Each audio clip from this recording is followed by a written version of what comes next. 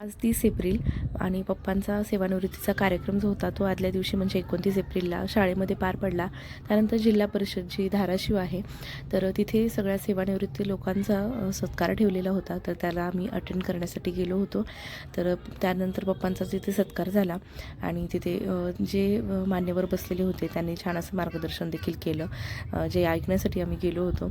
आणि पप्पांचा सेवानिवृत्तीचा दिवस म्हणजे 32 वर्षांच्या पप्पांचं जे म्हणजे अहोरात्र कष्ट होते, जे परिश्रम होते, जे पप्पांनी शाळेसाठी पूर्ण झोकून दिलं होतं स्वतःचं पूर्ण आयुष्य आणि मुलांसाठी, तर ते आम्हाला ह्या सगळ्यांच्याच याच्यातून पाहायला मिळालं की एखादा व्यक्ती जे आहे ना ते दुसऱ्यांसाठी कशा पद्धतीनं काम करतो. कारण घरच्यांसाठी स्वतःसाठी तर माणूस करतच असतो, पण दुसऱ्यांसाठी माणूस झिजणं हे खूप कमी पाहायला मिळतं. आणि मला त्याचा खूप अभिमान आहे. पप्पांनी खूप जास्त वेळ दिला शाळेसाठी, मुलांच्या कल्याणासाठी आणि ते आम्हाला आज इथे पाहायला मिळालं, अनुभवायला मिळालं. तर खूप छान वाटलं. एकंदरीत सेवानिवृत्तीचा कार्यक्रम म्हणजे खेडमधला म्हणजे शाळेमधला आणि इथला देखील हे दोन्ही पाहून पप्पांचं खूप जास्त कौतुक होताना पाहून खूप छान वाटलं. तर असा हा सेवानिवृत्तीचा दिवस होता.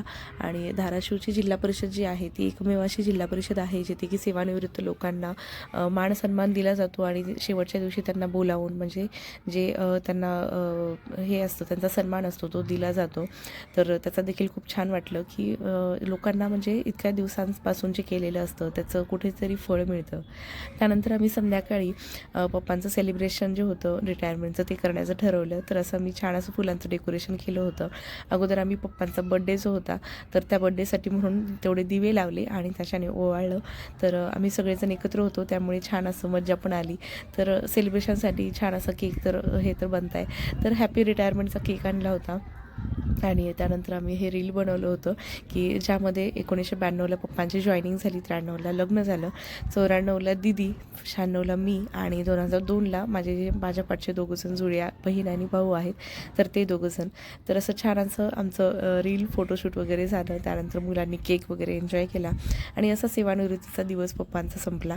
आणि आमच्याकडून पण पप्पांना खूप खूप सेवानिवृत्तीच्या शुभेच्छा हे आम्ही व्यक्त करण्यासाठी हे सेलिब्रेशन केलं, जे की पप्पांना फार आवडलं.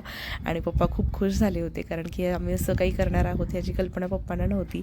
त्यानंतर मुलं तर काय, मुलांना केक फार आवडतो तर त्याच्या एन्जॉय केला.